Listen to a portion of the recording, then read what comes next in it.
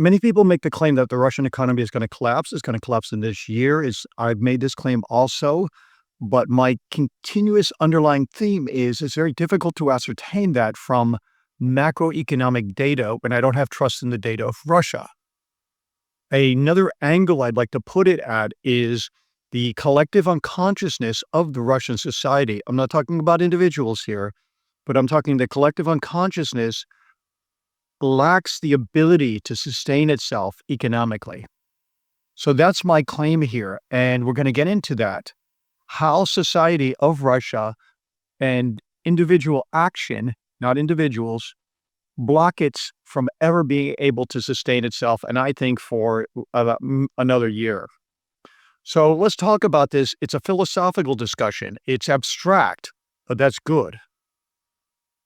One of my claims is that Russia went from feudalism to Marxism, and Marxism, as we know, is a material rationalist, just brutally corrosive economic idea with no transcendence. Everything is like, Herbert Marcuse, the one-dimensional man. That is what is in front of us and seen in front of us.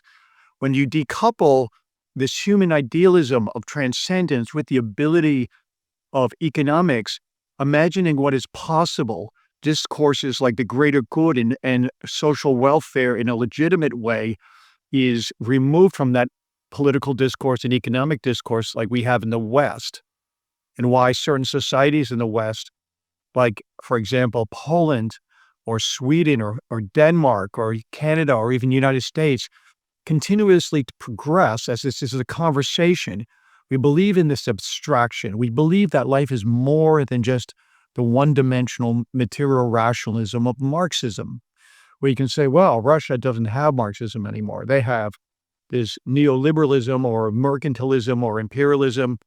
But, it's basically the same idea. When the 90s came about, they were never able to ignite this conversation. And the conversation should be this.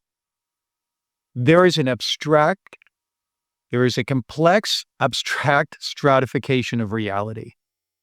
And if you don't understand that statement, I can't help you.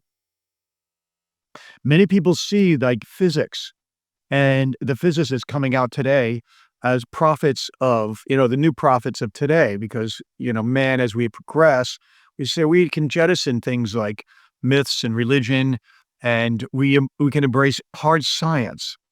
That's the folly. Because of our evolutionary architecture, of our biology of our brain, we will never be able to grasp what is beyond the next level and the multi-levels of reality that there actually exist. Just like a dog can't ever calculate astrophysics, you take the most educated, smartest dog, train the dog, it still won't be able to calculate astrophysics and quantum mechanics and pulsars and black holes, etc. Then you say, well, humans have AI now. AI is just an extension of our same worn out, tired, evolutionary biological architecture. Maybe you could take a brain and just like lop on layers, cortical regions, and it would be able to maybe marginally penetrate reality, emergent space-time a little bit deeper. It's an epistemological discussion. But there comes to something as a human to realize your limits. And physics is basically, somebody in the realm of physics or a scientist should just say, I can only speak about what is empirically testable in my laboratory, my world. Any other speculative claims about why we are something and not nothing, why is there anything at all, are really on par with, the butcher, the baker, and the candlestick maker, somebody who can make claims, anybody can make claims. So how does this relate to Russia? Russia is stuck in this one-dimensional material rationalism from the cognitive dissonance of Marxism, and it's now embraced some sort of weird, strange neoliberalism coupled with mercantilism and now economic nationalism. Because it was not able to just, have this renaissance, this roundedness and this discourse we have in the West, it's economy eternally seems to be in a metaphorical feudalistic state. Even the next iteration after the fall of Russia, I think in this year, it just the society, the collective unconsciousness doesn't move forward in the way that it should. They're not thinking about the greater good. St. Thomas Aquinas, they're not thinking about natural law. They're not thinking about justice in the same sense that perhaps a society that has had this economic and philosophical discourse. Because of the cognitive, again, my claims, dissonance left from Marxism, this strict material rationalism. And it's very hard to stamp out that fire of people because, they can always go back to extreme cynicism and skepticism and say, just show me what is in front of me. But you have to meditate on what it really means that we are limited by the evolutionary biological architecture of our brain.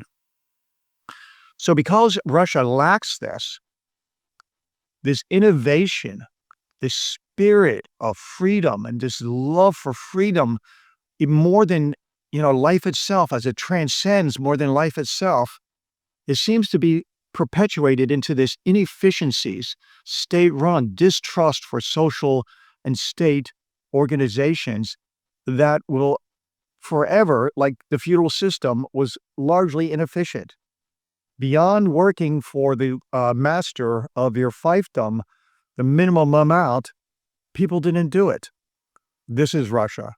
And in a competitive world of today of economics, that society cannot exist. That economic society cannot exist. Even if it's sitting on the resource curse, which is their oil, or whatever ideas that they may drum up in their, ideologies and projections of strength. My promise is, unless a society learns this transcendence and understanding and comprehension that there's more to life than meets the eye, even if elements of society don't believe that, there's always this discourse, then the economic problems of Russia will not go away. And they seem to be exacerbating in this year, as many of the brain drain, the great minds, and the discourse of the Russians, whether it be Garry Kasparov or, Konstantin, these guys have left, and the discourse occurs almost in a Russian government in exile, the true Russian discourse. And those who are left, again, individuals, these are not about individuals. It seems as the feudal serfs, as the Marxist communist workers, as they're stuck into this strange mercantilist neoliberalism, they're just waiting for the oil price to go down and to collapse and for the matrix to reinvent itself in the next iteration. So that's my claim, is that, believe it or not, it's not about macroeconomic data, ruble and the price of oil and all the things that people look at. It's about the mentality of the individuals living in Russia, reflected in the collective unconsciousness. If you see yourself as a speck of dust, this is what life will give you, a speck of dust floating through the universe. But if you see yourself as great and infinite and amazing, this is what life will give you. And that is really the message of people like Adam Smith and the post-Enlightenment philosophers of economics, that allows you to be the best version of yourself. I would like to see that for Russia, but I don't see it. My name is Mark Biernat. I am a monetary economist. I'm actually a PhD economist. It's beginning of a year, so I just want to be a little more philosophical. And I wish you all just beautiful, happy, may all your dreams come true. And, keep fighting the good fight. Keep believing in your ideals. Thank you very much.